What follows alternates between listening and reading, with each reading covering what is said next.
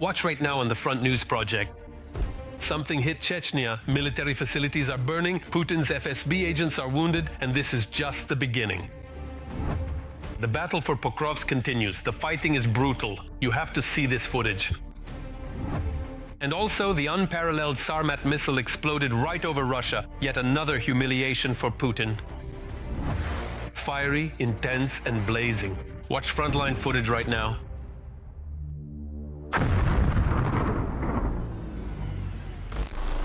Hello, this is Vladimir Timoshenko with you, and we're starting right away with the most important news. These have been extremely heated days for the Russian Federation. Moscow is preparing for a blackout, while military facilities in Chechnya and Taganrog are on fire. By the way, 2 FSB officers were injured after drone attacks in Chechnya. Details about the successes of the Ukrainian armed forces on Russian territory, more in the report. Russia is burning and in darkness. There's a blackout in the Moscow region and dozens of residential buildings are left without power. There are no cars with lights on here. Something isn't lit up in one of the hotels. And here, not a single one at all. Here in... Russians are sitting in complete darkness, and it's not the first time. A month ago, there was a large-scale power outage in the Moscow region.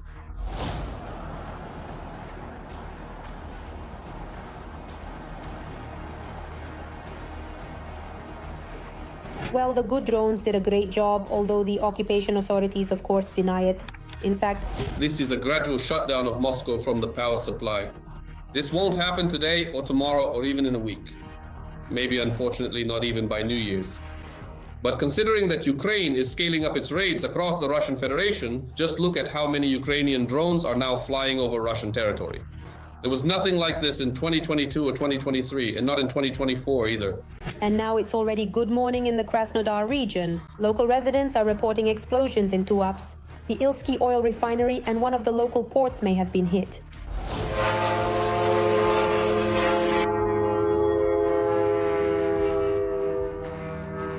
Oh, I blinked. I saw it. And at night, unmanned aerial vehicles set the large oil depot in the Oryol region completely on fire. Now, even the dangerous chemicals are intensely burning. I truly don't know how it's still here, still present. Oh my goodness, this is unbelievable. See, it's blazing. And this is the standard way to start the day or end the evening in Russia. What once seemed very far away is becoming more and more realistic. The year 25. This is a record year for the number of drone strikes on the territory of the Russian Federation. In addition to drones, missiles are now starting to arrive as well. These include small-sized missiles like the Peklo, as well as, for example, the long-range Neptune, the extended Neptune D. There are also Flamingo missiles. Chechnya has also come under the crosshairs of UAVs. Local residents report that as a result of the attack, the FSB building was damaged and a unit base was also shelled. Ahmet in Gudermes.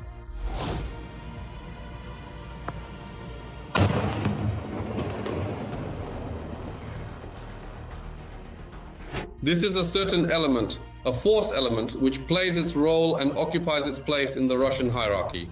And it's not the least important one either. Destruction, humiliation, devastation. This is very important specifically for this direction. We will find each and every one of them. And this is a very important message so that every Kadyrovite who came to Ukraine understands that one way or another, they will be found. We find Russian generals, eliminate them, blow them up. An ordinary Kadyrovite will just be smeared against the wall by another drone. And we'll even send him a package from Nova Poshta with a piece of salo. Let us remind you that on the night of November 25th, Ukraine attacked the Boriv aircraft repair plant in Taganrog, which is capable of modernizing and servicing 2 95 MS aircraft. As a result, the occupiers lost the ability to further operate this aircraft. The strike destroyed 2 aircraft, the A-60 and the A-100LL. In Taganrog, truly unique aircraft were destroyed, ones that Russia will never be able to produce again. Moreover, these planes were originally built back in the Soviet Union era. The A-60 is a long-term project that was supposed to be a flying laser weapon. It was meant to be a kind of threat to the American space program, but it was never completed. It never reached any kind of operational state. The destruction of this aircraft, in essence, puts an end to the entire aviation laser program of the Russian Federation. As of today, with the destruction of the A-100LL aircraft, Russia simply loses the ability to continue these testing phases, to develop anything new. Although, to be honest, the A100, the new generation after the A50, was already technically and technologically outdated compared to its Western counterparts. This is just a small part of where they've been flying lately. UAVs are striking targets, both military and critical infrastructure, on Russian territory. Of course, after each attack, the Russian Ministry of Defense reports that most of the UAVs were shot down. But for some reason, after the phrase, all targets have been eliminated, dozens of videos showing fires appear on Russian Telegram channels. The reason is obvious: poor performance of air defense systems. Russia has always, historically, had significant problems with its air defense. The Soviet Union, for instance, never had its vast airspace fully covered, even though the Soviet Union possessed far more extensive capabilities in this critical area. As a direct and significant consequence, Russia ultimately inherited a truly vast and expansive territory, along with a considerably large airspace that unfortunately contained numerous blind spots and significant gaps, through which, quite naturally and inevitably, various dangerous weapons could easily and readily pass through without detection. The blackout in the southern part of Russia has already been brought closer in the automated control system, so Putin's capital could soon plunge into complete darkness as well.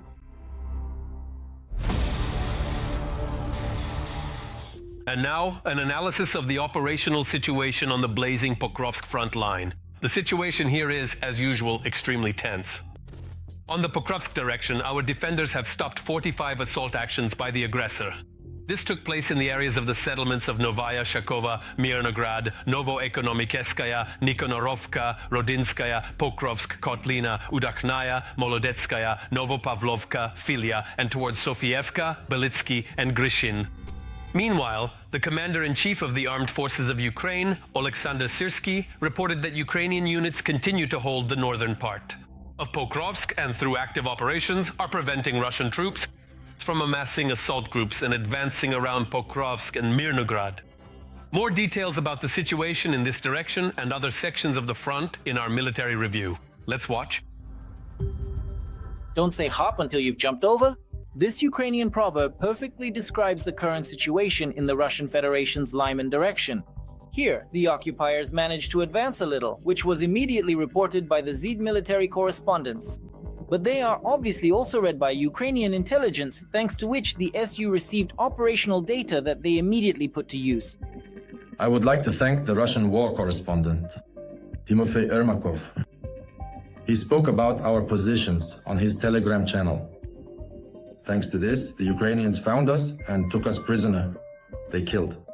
At the same time, the heaviest fighting on the front traditionally takes place in the Pokrovsk area. A high-ranking NATO official stated that the Russians control 95% of the city. In Ukraine, however, they explained that in the West, gray zones are often attributed to the occupiers without fully understanding the specifics of the fighting. Therefore, in reality, the situation is better, although still very difficult. Yes, the Russians currently control most of Pokrovsk. Yes, today most of the city is occupied by the so-called gray zone. Yes, the Russians today, they are trying to disrupt our logistics as much as possible, including those of the Mirnograd garrison, because this is a single Pokrovsk-Mirnograd agglomeration. However, in any case, even today, despite all the efforts of the Russians, the defensive operation in Pokrovsk continues. At the same time, for several weeks now, Putin has been blindly repeating that Pokrovsk is completely under Russian control. According to Sky News, Russia deliberately announced the capture of Pokrovsk ahead of negotiations with the US, which took place on December 2nd. However, in reality, the situation is quite different. Moreover, the Vostok troop grouping reported that the defense forces are organizing additional logistical routes to supply their units in Pokrovsk and Mirnograd, where intense fighting continues. And in the city itself, the Ukrainian armed forces continue to eliminate Russian occupiers in the urban area. In the 7th Rapid Response Corps of the Ukrainian Air Assault Forces, they told Reuters that they are holding the northern part of Pokrovsk and conducting assault operations in the southern part, where Russian troops predominate. Another settlement that remains on the front pages is Kupiansk. Despite daily attempts by the Russians to turn the situation around here, they have not succeeded. The initiative remains with the Ukrainian armed forces, and the clearing of enemy units is already taking place on the outskirts of the city. At the moment, about 50 to 60% of the city is completely under the control of the defense forces, and about another 20% is a gray zone. As always, the Special Operations Forces units performed excellently. They played a crucial role at the most critical moment. Moreover, Commander-in-Chief Oleksandr Syrsky stated that the Ukrainian armed forces are not only destroying the enemy, but also cutting off the occupiers' logistical routes, including those the enemy uses to send in reserve forces. There are no successes, a clearing operation is underway. And in fact, the blocking of those routes through which the enemy had established infiltration into Kupiansk has already taken place. This is actually the case. Because if it were otherwise, we would have seen changes on the map in Kupiansk, but there are no changes there. Recently, alarming news has been coming from the Zaporizhzhia region. Our command acknowledges that the enemy has had some success there. However, the General Staff is making every effort to stabilize the situation. And according to analysts, the pace of the enemy's advance has already been significantly reduced. Huliaipol, which the enemy was counting on entering, right here and now it continues to hold. Some Russian units that previously tried to infiltrate the territory of this populated front were destroyed. And in general, in the near future, I think we will see that very stabilization of the front in this sector. In total, over the past day, the enemy attempted more than 200 times to storm the positions of the Ukrainian armed forces. Over 1,200 occupiers were eliminated in these attacks, as well as nearly 50 vehicles and more than a dozen artillery systems destroyed. And also this week, Putin and his military commanders committed yet another act of genocide against Ukrainian civilians. I'm talking about the bloody attack on the city of Dnipro. After the Russian ballistic strike, 4 people were killed and dozens were injured. TSN journalist Olha Pavlovska visited the scene of the bloody events. We present to your attention her report, filled with pain. He really wanted to live. Mikhailo was on the roof when a ballistic missile struck the building. The solar panels he was installing at that moment shielded him from most of the debris. But after the explosion, his arm wouldn't move anymore. He recalls that he gave himself first aid with improvised means. I found a cable that we used to secure the panels, clamped it with my teeth as best I could, pulled it and tied it off. Then it turned out that this cable was 30 meters long. I was looking for something to cut it with because I wouldn't get far dragging a 30-meter cable. He managed to get down on his own so as not to lose consciousness and to save his limb. He admits he was counting the seconds. From the moment of the impact to the moment they gave me a sedative or something like that, 30 seconds, super fast. Almost 50 people were injured, including at their workplaces. After the explosion, they were brought in by colleagues, rescuers, medics, and police officers. It's okay, Vitor, everything will be fine. Don't worry, you'll live. Just at this hospital, 39 victims were admitted. 13 are still in intensive care. 3 of them are in a coma. There is still a lot to be done. A lot more needs to be done before they can breathe on their own. There are amputations, very severe traumatic brain injuries, unfortunately, and eyes that have been lost. There are also many fractures. In just one day, 14 liters of donor blood were transfused. The surgeries continued without pause. I was just born lucky. Alla was preparing lunch in the cafeteria where she works with her family when the explosion happened. I was making a salad at that moment.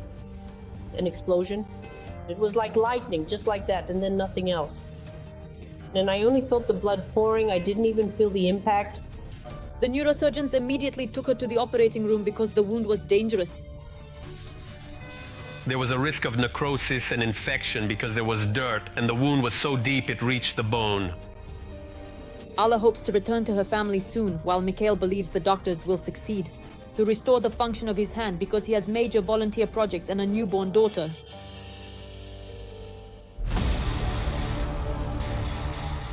And now we move to the Lyman direction of the front, where the enemy is becoming more brutal as well.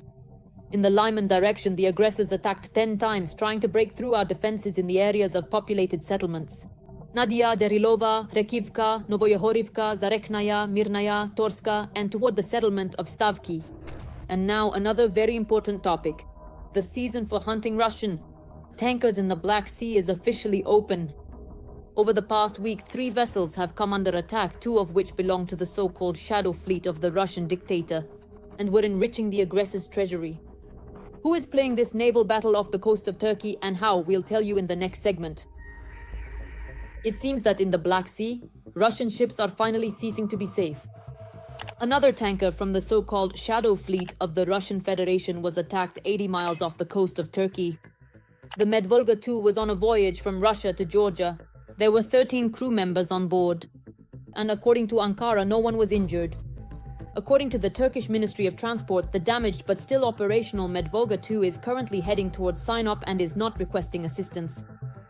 The Medvolga II tanker reported that it was attacked 80 miles from our coast while en route from Russia to Georgia with a cargo of sunflower oil, according to the Turkish Ministry of Transport and Infrastructure.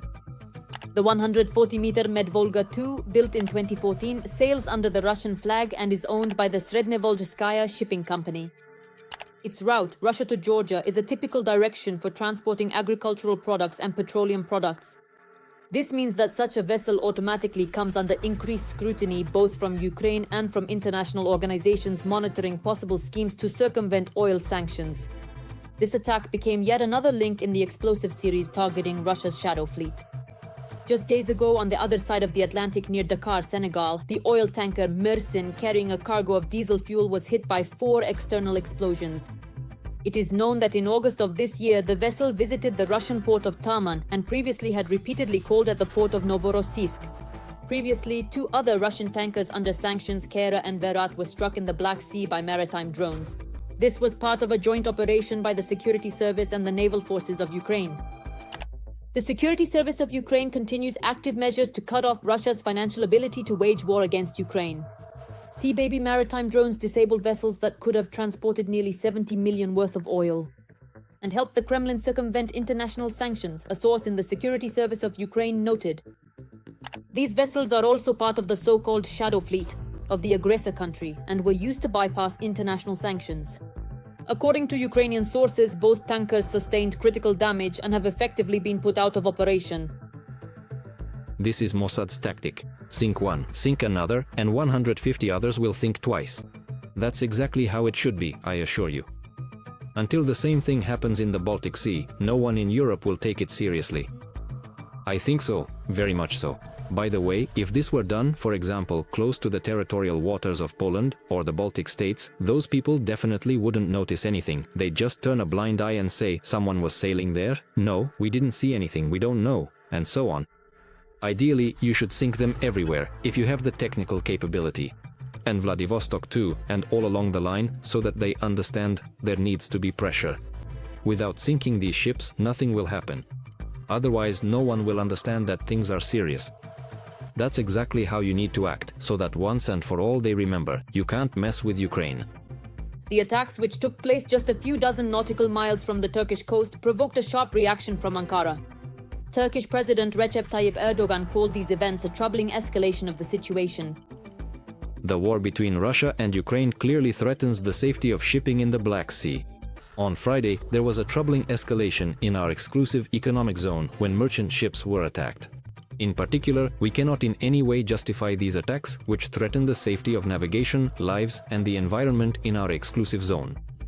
As we can see, the Russian Shadow Fleet can no longer feel safe, not anywhere anymore.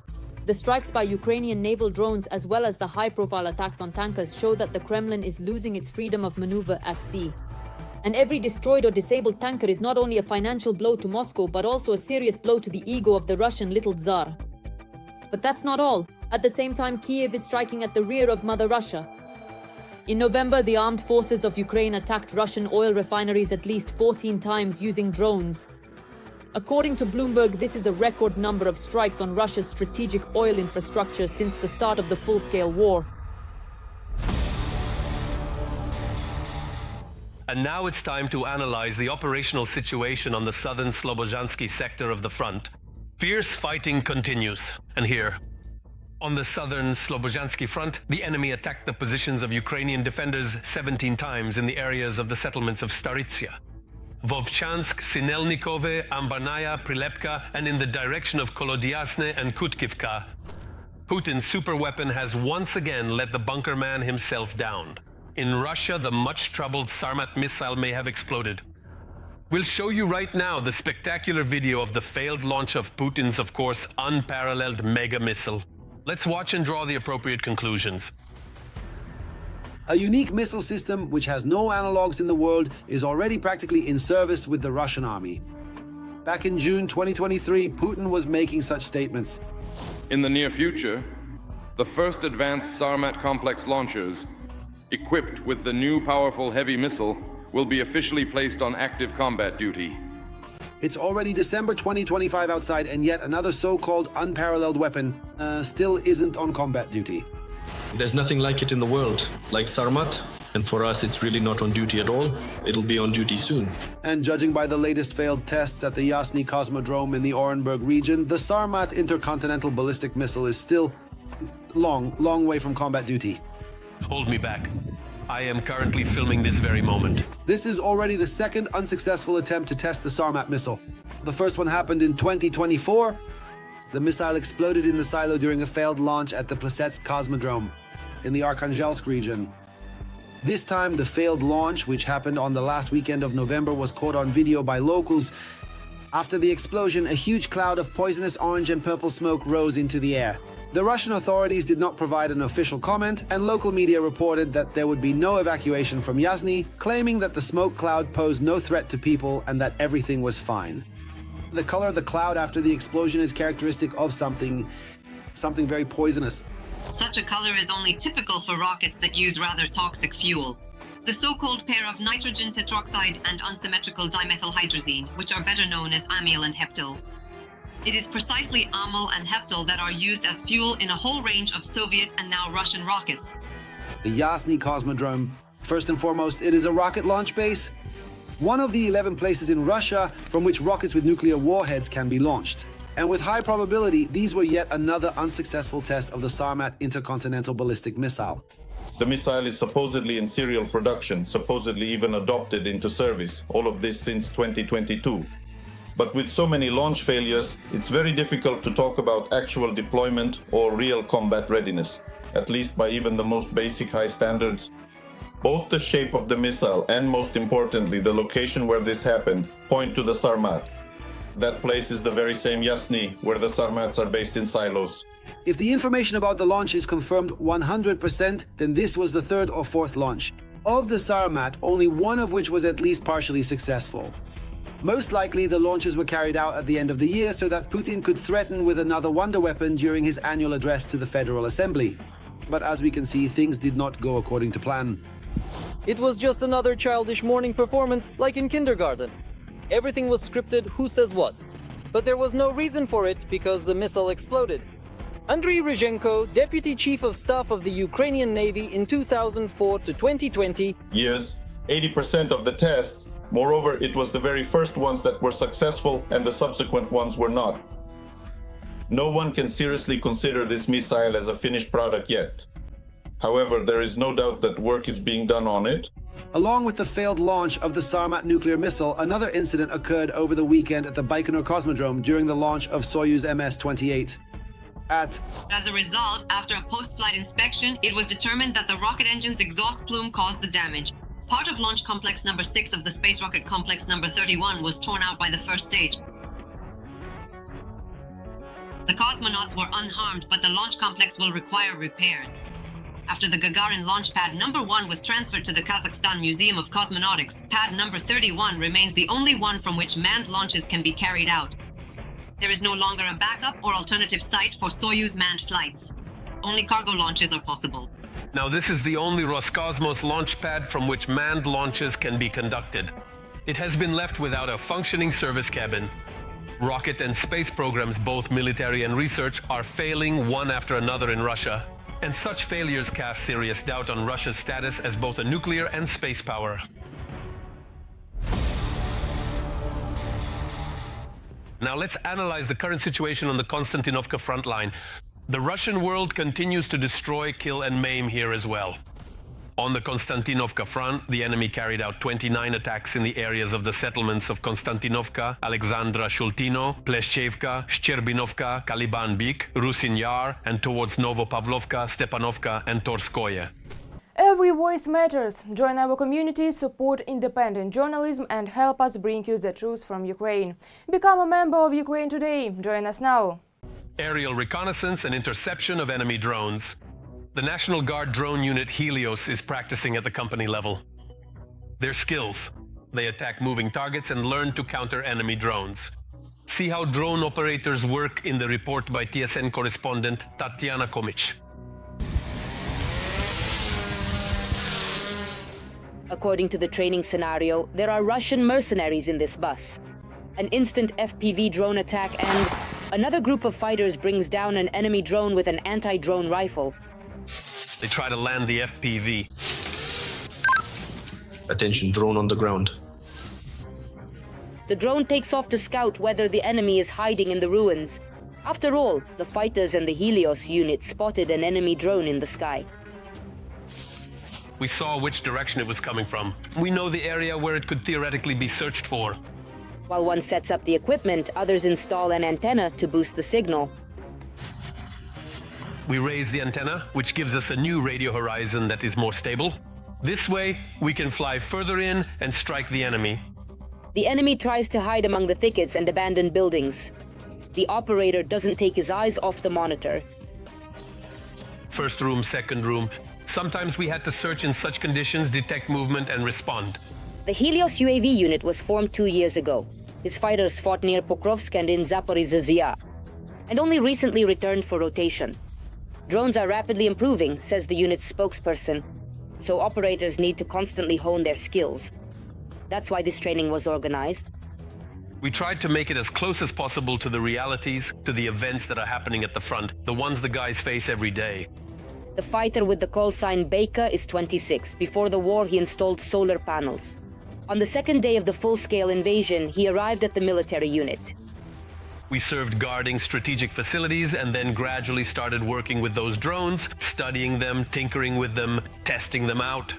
During his time working with drones, the fighter says he fought both in forests and in open terrain. He admits that fighting in the open is much harder because there's nowhere for a drone operator to hide. We were on the Donetsk front, stationed in the forest. I wouldn't say it was super safe there. It's just an illusion of safety, or something like that.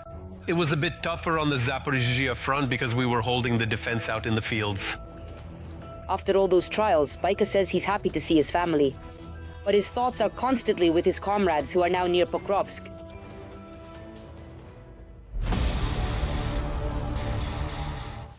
That's all for today, but very soon. On the Front News program, something new. Unique reports from our journalists in the hottest spots of the war, gathered so that you know the truth. This was Vladimir Timoshenko with you. Take care of yourselves and your loved ones.